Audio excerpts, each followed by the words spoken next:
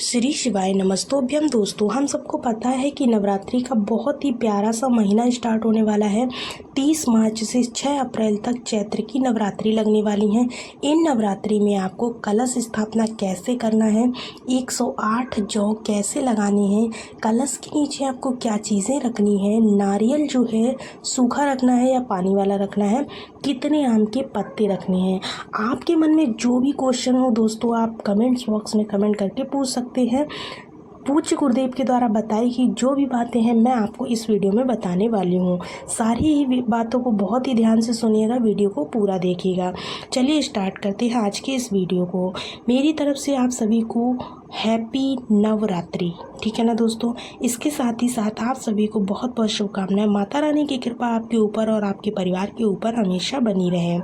इसके साथ ही साथ दोस्तों देखिए, आज की इस पूरी वीडियो में हम लोग बात करने वाले हैं जो टॉपिक हमने पहले से ही बता दिए हैं। कलश स्थापना कैसे करनी है, 108 जौ आपको कैसे लगानी है, कलश के नीचे आपको कौन सी चीज़ें रखनी है, नारियल सूखा या पानी वाला रखना है, इसके साथ ही साथ कितने आम के पत्ते आपको रखने हैं, इन सारी बातों के बारे में हम यहाँ पर बात करने वाले हैं। एक चीज़ याद रखिए दोस्तों, आपको चीज़ें तभी समझ में आएंगी जब आप वीडियो को पूरा देखेंगे। अगर आप वीडियो बीच में ही छोड़कर चले जाते हैं तो आपको आधी ही चीज़ें समझ में आएंगी।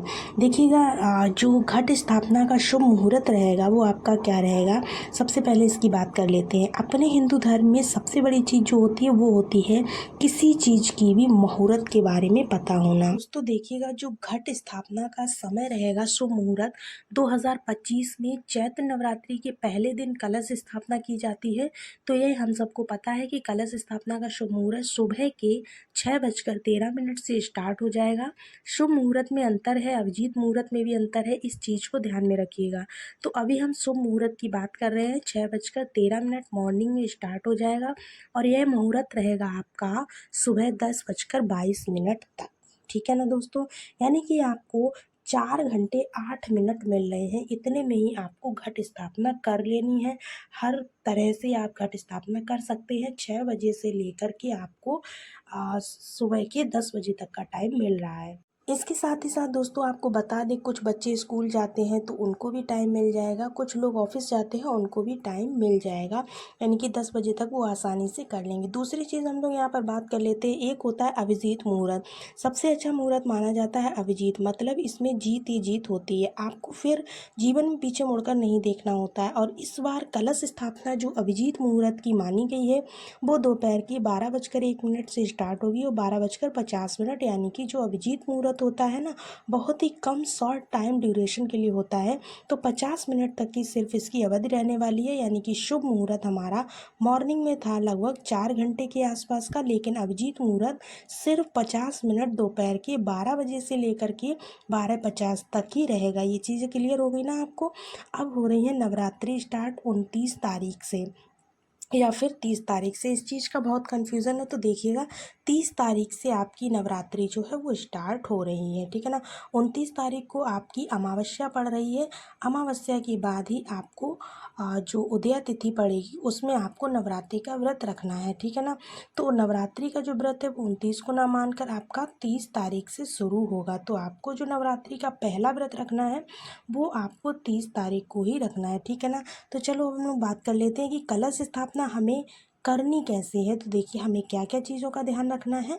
देखिएगा, सबसे पहले हम लोग बात करते हैं कि जो कलश हम इस्तेमाल करेंगे वो कौन सा लेते हैं। सबसे अच्छा माना जाता है मिट्टी का, है ना। मिट्टी का अगर नहीं है तो आप तावे का भी यूज़ कर सकते, कोई दिक्कत की बात नहीं है, पर आप मिट्टी का यूज़ करें तो बहुत ही शुभ माना जाता है। जिसके यहाँ मिट्टी का नहीं होता है वो लोग तावे का भी रख सकते हैं, कोई दिक्कत की बात नहीं है।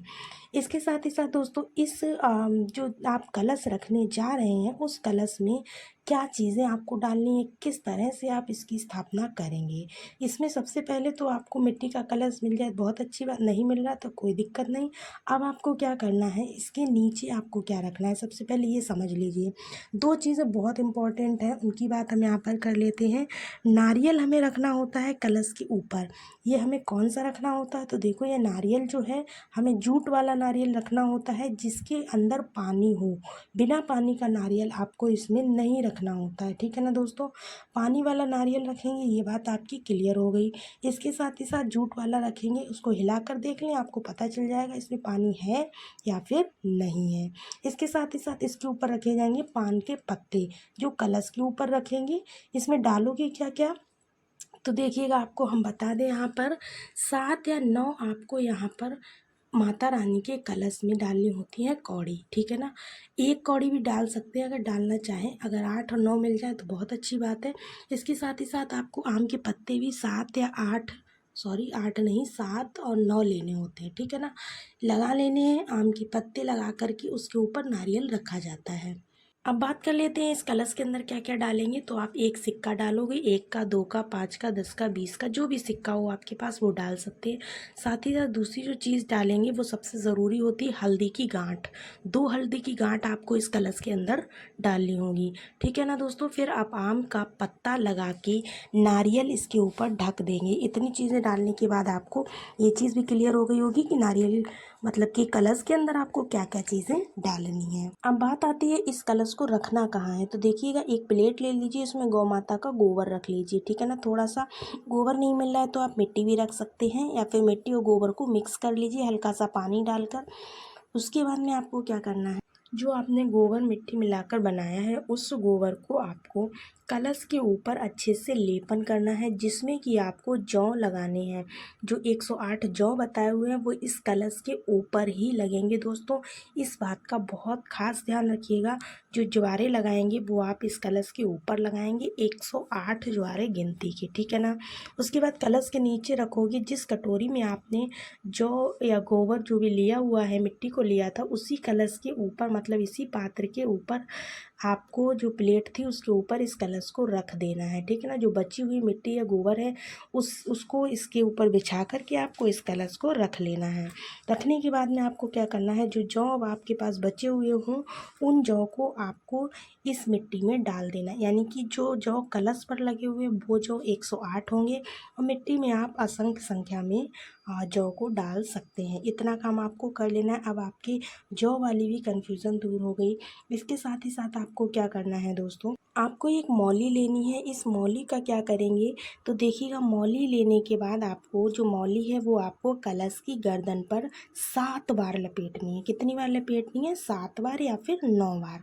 9 बार लपेटो, बहुत ही शुभ है, क्योंकि नवरात्रि के 9 दिन हैं, 9 बार आप लपेट लीजिए। इसके साथ ही साथ अब आपको क्या करना है, एक चीज़ का डाउट आप लोगों को रहता है कि कलश स्थापना क्या हम खुद कर सकते हैं या फिर किसी पंडित जी को या ब्राह्मण देवता को बुलाएं। तो कोई दिक्कत नहीं है, आप कलश स्थापना स्वयं से ही कर सकते हैं। किसी भी पंडित देवता को बुलाने की ज़रूरत आपको नहीं पड़ने वाली है। एक चीज़ का ध्यान रखिएगा दोस्तों, नवरात्रि जो होती है उसमें हम माँ की पूजा करते हैं। अलग अलग दिन पे अलग अलग देवी माँ की पूजा होती है, लेकिन आप एक नियम बना लो, आपके घर के अंदर नीम का पेड़ हो या फिर घर के बाहर आपके नीम का पेड़ हो।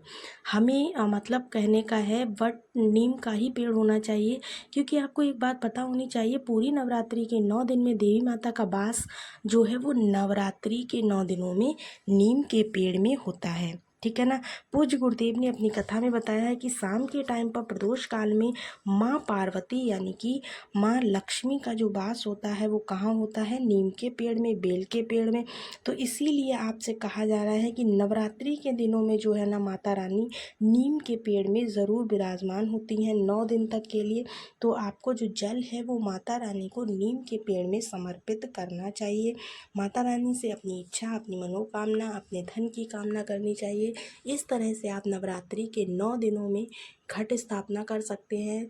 इसके साथ ही साथ अगर आपको लग रहा है इन क्वेश्चंस के अलावा आपके पास कोई और क्वेश्चन भी है पूछने के लिए, तो आप कमेंट्स में पूछ सकते हैं, हम उसका रिप्लाई आपको ज़रूर करेंगे। मिलते हैं आपसे अगले वीडियो में, तब तक के लिए सभी को जय माता दी, जय माता दी, जय माता दी।